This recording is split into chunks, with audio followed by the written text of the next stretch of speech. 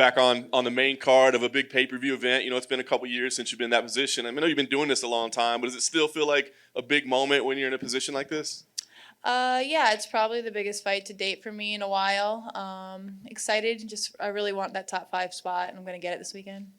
You had some setbacks along the way, right? But now on this impressive streak and looking as good as ever. Is there one thing that you can tie it to? Is it a series of things? What's been the key to this successful run that you're on? Honestly, self-confidence. I got with a great sports psychologist, and he's been helping me. So shout out to you, Frazier. Really, the belief in myself and my ability. Is that kind of an underappreciated aspect of the game? I feel like a lot of times people get into that later in their career and they realize, dang, I wish I would have been doing this all along.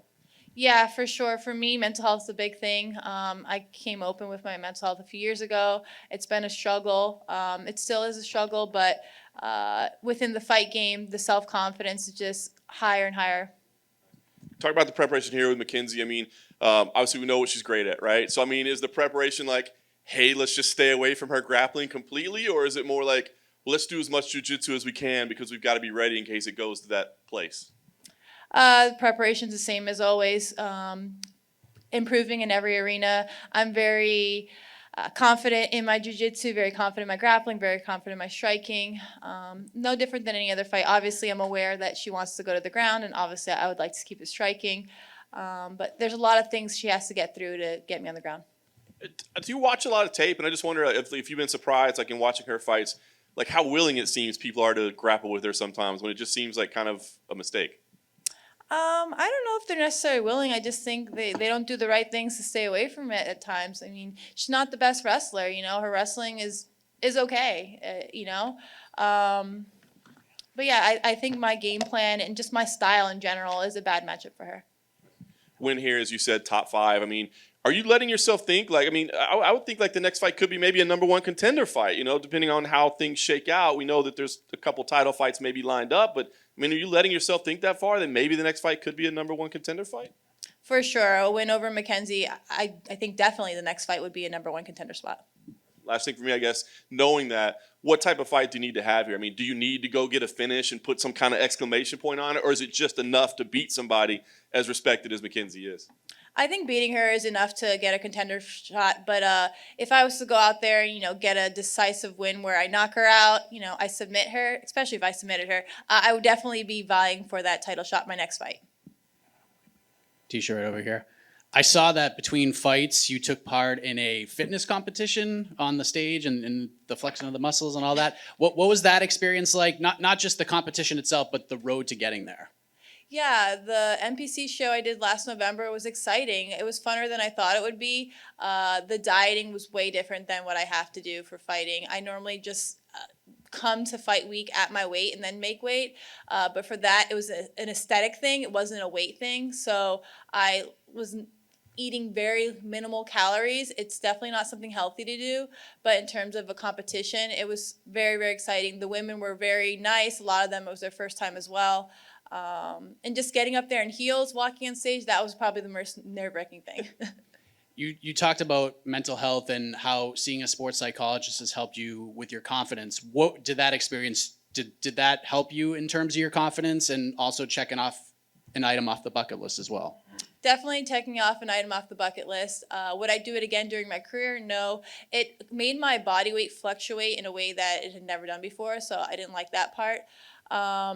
And in terms of like helping me in my fight career, no. It was just something fun to do, get myself out there. And I've always been told my entire life that I should try to do one of these competitions.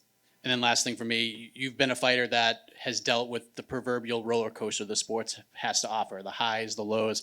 What has been the biggest learning lesson that you've experienced through all of this? The downs, the ups, like all the different highs and lows physically and mentally the sport can bring you. What's been the biggest learning lesson along the way?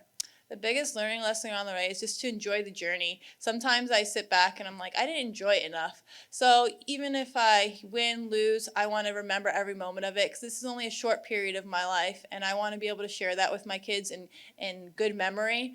So yeah, and just having more self-confidence as the years go through. I'm getting older and just realizing the way that I've paved the sport for the younger generations coming, past me or after me, I guess. But yeah, just enjoying in the moments. Keisha over here to your right. What kind of boost did Raquel getting added to this card just a couple weeks ago give you in terms of your training, just your motivation, everything going into this week? That I really definitely now want to win and need to win. It was nice fighting the last time we fought during COVID together. We both had really great wins, so I plan on doing that this weekend again. Yeah, what's kind of like the fight night process there? Do you kind of avoid watching her fight? It's pretty close together too, and just like focus on yourself, and then you guys reflect after. Yeah, definitely focus on myself. The last fight I was able to fight first, so I actually prefer that just so I can get myself done. And then I go and just cheer her on. So this one, she's before me. It's a little bit different, and she is, I think, only like 2 fights before me. So I'll watch it. Whatever happens, happens. And then I'm in my mind space. I've already, spoke to my coaches about it. What do you do during fight week when you get here? Is it's a cram-packed schedule? Do you get a chance to go out and sightsee, visit the towns that you're fighting in, take in the area? What's a typical fight week look like to you? Well, typically I get here by like the afternoon time, but the flights from Denver to Florida were horrible. I didn't get in until 11 o'clock, so by the time I got in bed, it was midnight.